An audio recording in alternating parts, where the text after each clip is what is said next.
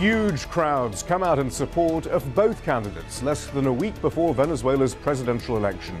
But just what's at stake for the country? You're watching Inside Story Americas from Washington.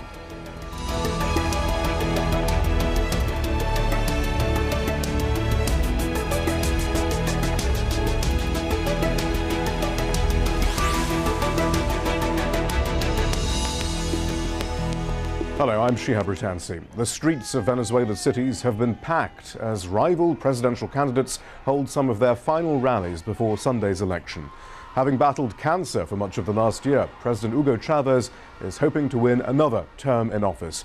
He's led the country since 1999. If he succeeds, he's promised to expand his socialist programs further, which are mainly focused on Venezuela's poor. His opponent, the 40-year-old Enrique Capriles, however, says that Chavez's policies have left the country with a multitude of problems. He's pledged the country will be more pro-business under his leadership. A major campaign issue is violent crime. 3 Capriles supporters were shot dead on Sunday, and the opposition candidate has regularly blamed Chavez for the high murder rate in the country. Most opinion polls, though, predict a comfortable win for President Chavez. However, some do predict a close race or put Capriles in the lead. What is certain is that both candidates offer differing visions for their country. Capriles wants to realign foreign policy back towards the positions of the US. He's also critical of Chavez using Venezuela's huge oil reserves to help some of his Latin American neighbors. Our Latin America editor, Lucia Newman, reports. This neighborhood in Managua is named after Hugo Chavez, the president of a country more than 2,000 kilometers away. So far, yet so close to many Nicaraguans' hearts. Just ask these third graders who paid for their school. Nearby is a brand new health center, also courtesy of the Venezuelan leader. Chavez also paid for the neighborhood to get potable water, and very soon it's hoped a sewerage system. He has been a great help. We only hope that Chavez remains in power so that we can have a better future. Central America's poorest nation receives more than $500 million a year in gifts, long-term loans, and cut-rate oil from Venezuela. It has boosted economic growth and the popularity of Chavez's like-minded Nicaraguan counterpart, Daniel Ortega. Bolivia's left-wing president also bankrolls many of his social programs with Venezuela's support. Yet no country is as dependent on Chavez's generosity as is Cuba, which receives more than 100,000 barrels of oil a day. Recently retired Dr. Pablo Pastor, who uses his car as a taxi to make ends meet, fills his tank with certain apprehension. We depend on Venezuela to supply our petrol, and if for any reason there is a problem with that country and we stop receiving our quota, I don't know what would happen to us. What he means is that if President Chavez were to lose Sunday's elections, the communist island would certainly be plunged into an even more severe economic crisis. Opposition candidate Enrique Capriles vows that if elected, not a single drop of Venezuelan oil will be given away or undersold. He, along with many Venezuelans, argue that this country has too many pressing needs of its own to give away so much in the name of solidarity with regional left-wing governments. We are in no position to sacrifice $7 billion, which is more than all the help that the European Union and the United States combined give to Latin America. Good reason for governments whose annual budgets actually factor in aid from Venezuela to be biting their nails when Venezuelans go to the polls on Sunday. Lucia Newman, Al Jazeera, Caracas. So what's at stake in Venezuela's election? With me to discuss this, Mark Weisbrot, co-director of the Center for Economic Policy Research here in Washington, D.C. From New York, Nicholas Kozlov, author of Hugo Chavez, Oil, Politics, and the Challenge to the U.S. And from St. Louis, Missouri, Daniel Hellinger, author and professor of political science at Webster University. Let's begin with the first polls then. The poll by GIS21, which is run by a former interior minister under Chavez, gives the president a 13-point lead over Capriles. Another firm, Data Analysis, gives Chavez a 10-point lead, and a poll by Consultores is actually vastly different. It gives Capriles a 4-point lead over Chavez. Professor Hellinger, how do we make sense of all these different polls? Well, for me, I would put the most stock in the data analysis poll. It's run by a commercial firm that has a lot of clients in Venezuela outside of politics. Its owner is someone from the opposition, and it has a long history of doing analysis. But the polls, it's a highly polarized situation. Even data analysis shows Capriles having closed the ground somewhat. And so I would say Chavez is probably ahead. And I would go mostly with the data analysis. Mark Weisbrod, I mean, you think it's partly about just taking stock of long-term averages? How do you look at this? Well, I mean, you know, there was one just a few weeks ago, the Bank of America did an adjustment of all the polls by their past bias, and they came out with a over 15-point lead for Chavez. Now, and that's Bank of America, presumably no friend of Chavez. No, not at all. And now the race has narrowed a little bit. At that time, data analysis was putting Chavez ahead about 14. So he's probably got a double-digit lead, but it is hard to tell because a lot of these polling firms, almost all of them have had some major screw-ups in the past. All right. Well, in that case, let's just move straight on to Enrique Capriles, the man, and what he stands for. Let's just remind ourselves, he's 40 years old. He's the presidential candidate for the Democratic Unity Coalition, or Round Table, the MUD in Spanish. It's made up of parties and groups from across Venezuela's opposition. In 2008, he was elected governor of Miranda, Venezuela's second most populous state. He used his record of opening new schools while governor to highlight his main campaign issue of education. He says he won't immediately undo hundreds of nationalizations of companies and projects that were carried out under Chavez's presidency, though he is opposed to nationalizing more companies. However, what purported to be a Democratic Unity Coalition document was leaked to the Venezuelan media. That suggested Capriles actually wants to embrace a neoliberal agenda, but Capriles says those documents are forgeries. We'll get into that scandal in a bit more detail in a moment. But Nicholas Kozlov, as far as we can tell, is he managing to appeal beyond the wealthier minority who've always hated Chavez, frankly? Well, I think he's been able to appeal to some disaffected Chavez voters. I think he's trying to sell himself as a social moderate and following the Brazilian model. But if these documents are true, and amazingly, we don't really know 1 week before the election whether Capriles is a neoliberal, a very right-wing, following a very right-wing economic philosophy. What specifically did it say in the memo, Nicholas?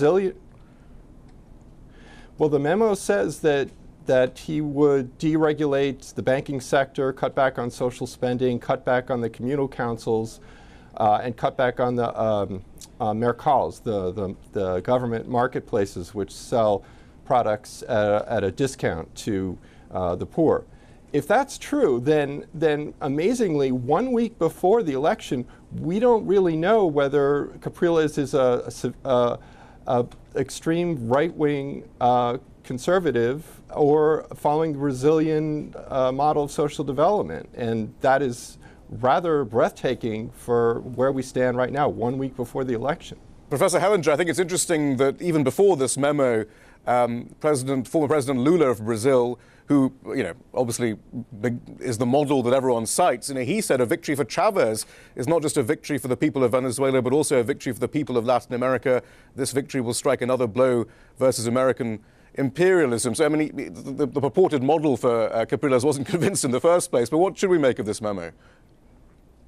Well, I think I wouldn't make too much nor too little of it. I think the memo does reveal in general where the coalition that backs Capriles wants to go. But Venezuela is an oil country. The government has an enormous influence over the economy, and I think it will no matter who gets elected. The big difference, I think, is even if Capriles goes ahead and governs more as a social democrat, he'll try to take programs, the so-called missions, that are also involving participation, a kind of 21st century socialism, and probably try to make them more kind of the standard issue Western social welfare programs, probably with some cuts in them. But I don't think in any case that Capriles would end up being a neoliberal in the mold of some of the extreme laissez-faire governments we've seen in the past in Latin America. But what do you, he presents himself, though, as a center-left politician. Would you put him in that mold, though? No, I would call him a center-right politician, but I have to admit that he's been smart enough to recognize that to win an election in Venezuela, you cannot run on a right-wing platform. And I think he would try not to govern from the right. I think he would try to be a centrist. But what he tries to do and what his coalition, which includes some very right-wing elements, would let him do are two different things. I suppose we should remember that this alleged paper was actually leaked by the coalition. Nicholas, I mean, how strong is this coalition? Is it simply based around opposition to Chavez? Even if they did get into power, how stable would it be? Well, I think this reveals a lot of political fissures within the opposition camp. And in the aftermath of, after they disclosed these documents, three parties just plain out stated that we don't want any part in the Capriles campaign. There was another opposition politician who said that he didn't want to participate anymore, and very promptly after that he was fired. So I think this has revealed some fissures, and I think, as was stated previously, it, you know, whatever the shortcomings of the Chavez government, I've been critical at times, but I think psychologically the Venezuelan people are just not going back to the neoliberal programs. And so if Capriles really has this stealth program like Romney or something, or some far-right agenda, then he'd be right to conceal that, because I just don't think the Venezuelan people are willing to go back to the Caracazo riots of 1989 fighting austerity. I don't think austerity is particularly popular, whether it's in Spain, Greece, the United States, or Venezuela. So if there is a stealth program, then he'd be right to conceal it, because that just does not go over very well politically in Venezuela. Okay, Mark Weiser, one area though that we are relatively sure about Capriles' agenda is on how to use oil revenues and the potential regional impact of the difference in his position. Lucia Newman, our Latin America editor, touched on some of those issues a moment ago. They would make have an enormous impact, wouldn't it, regionally? What? If Capriles was to win? Well, yeah, I think it would have some impact, as your introduction showed. I don't agree that it's, you know, just a big giveaway. I mean, first of all, Cuba has sent thousands of doctors to Venezuela and helped them an enormous amount. And so it isn't just a one-way agreement between Venezuela and Cuba. And I think Venezuela has also been building allies in the region. You know, when they loaned over around $6 billion to Argentina so they could get rid of the IMF for good a few years ago, that was important, and they have allies, and that's why, I mean, it's not like he's just giving money away. He's also building relationships, and those are very important, because the United States has been trying to get rid of this government for more than a decade. So he really needs to have these kinds of alliances in the region. And the other governments as well have a similar vision of Latin American integration, of making South America more independent. And so it's really a common plan, I think, among all the progressive governments. That's why you have that quote that you got from Lula, but they all feel the same way. And, you know, there's an attempt here to make Chavez look like he's somehow from outer space and different from all the others. But in fact, if you look at all the other left of center governments, including Brazil and Argentina, and also Bolivia and Ecuador and Uruguay, you know, they really have a common program, and they all cooperate together, and they've made enormous progress since they became independent of the United States. And of course, it's not just left of center governments. Professor Hellinger, I mean, President Chavez and Juan Manuel Santos of Colombia seem pretty chummy as well. I mean, as you look at regional leadership issues and getting out of the U.S., completely out of the shadow of the U.S., I mean, is Chavez integral to that, or is that's got its own momentum, which can't necessarily be stopped?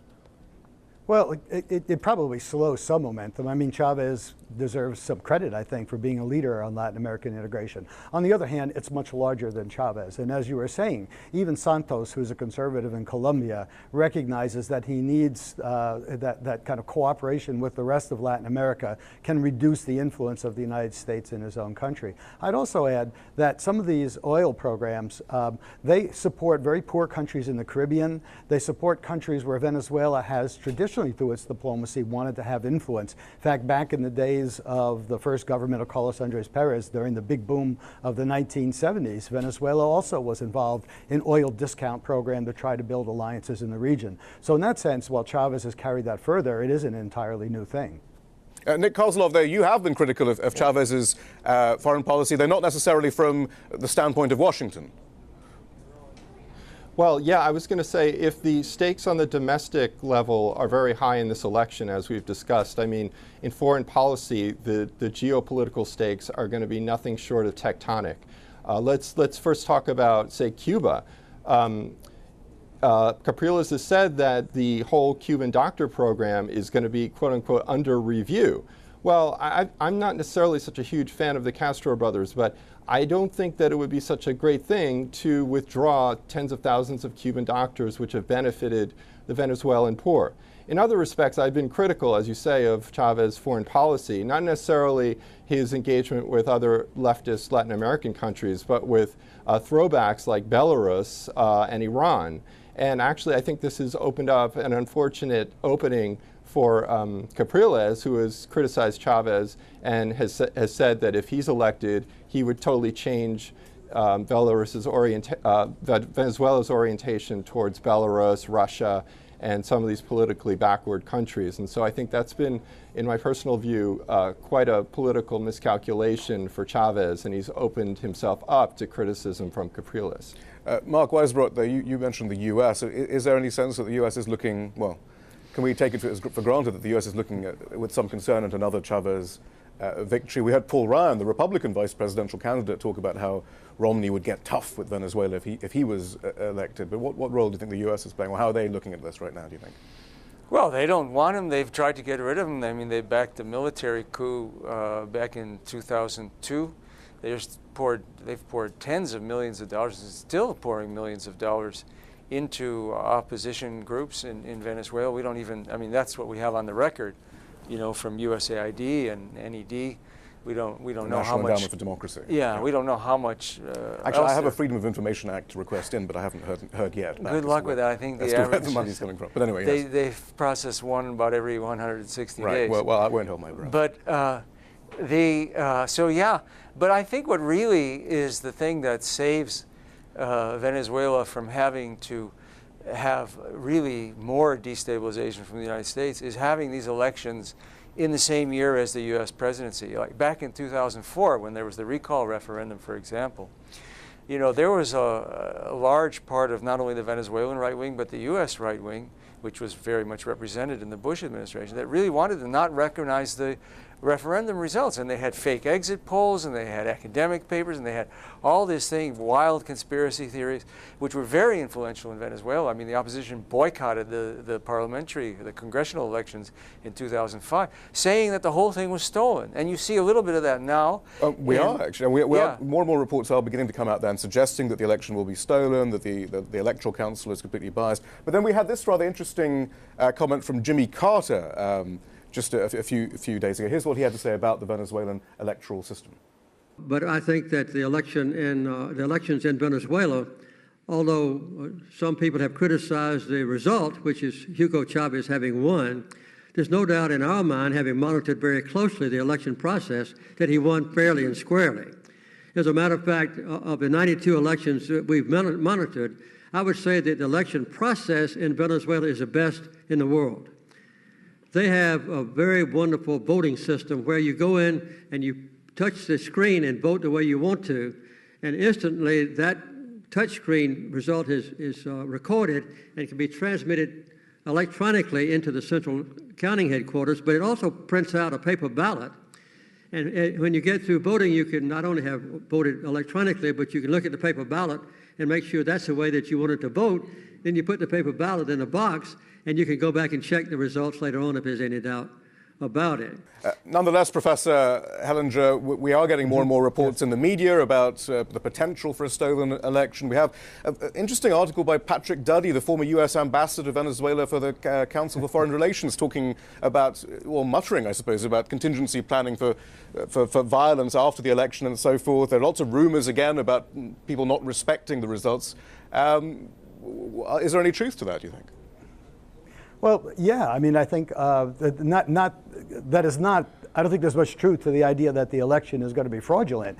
I think there's a lot of truth that there are elements in the opposition that are preparing to try to delegitimize the election. And I'm sure that there are many forces, especially in the Romney camp, and probably some in the Obama camp as well, that would like to delegitimize them.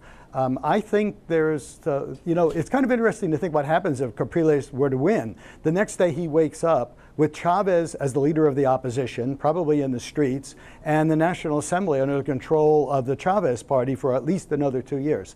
So there's going to be a lot of conflict there. And if Chavez wins, there are going to be elements of the opposition that think, oh my goodness, we just lost our last chance. Chavez will be there, health permitting, for a long time. So I think I'm worried less about the election. I don't think there'll be fraud. I don't think the army, which is committed to the Bolivarian Constitution, would permit it. And I don't think there's much on the record that suggests that Chavez would try to defy the CNE, in which he is well represented, and try to steal the election or deny the results. The Electoral Commission, that's correct. It does, though, Mark Weisbrot, bring up that issue of how the elections are being reported, particularly in the American media. I mean, Chavez is called a dictator pretty routinely in the New York Times, or Dan Rather, the notable anchorman here in the US, calls him that all the time.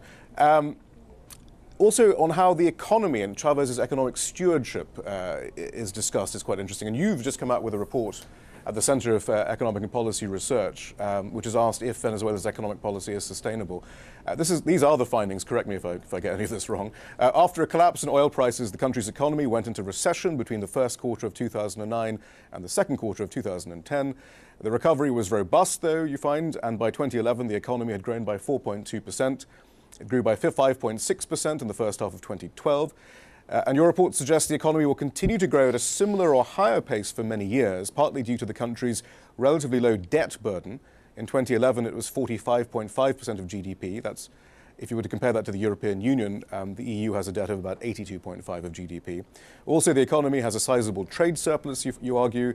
The country has significant oil reserves, which, assuming political stability is maintained, will bring in a significant income through exports. And yet, Mark Weisbrot, the latest Morgan Stanley report says this: Venezuela could default on its debt early as the second half of 2013 if President Chavez wins re-election next month and fails to shore up the oil-producing nation's, quote, increasingly fragile balance sheet. That's Morgan Stanley, clearly in September. I mean, how do you reconcile those two positions then?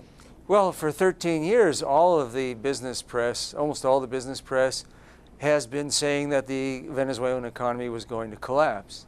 And the IMF, for example, during the recovery after the oil strike, underestimated economic growth by enormous margins, 10 percentage points, 6 percentage points annually.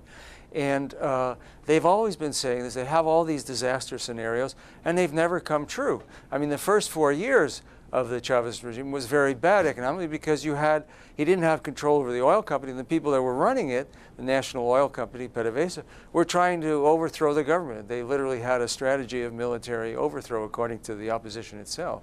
And so that was a bad period. But once the government got control of oil, you had very steady and very rapid recovery, again defying all the predictions from 2002 to 2008.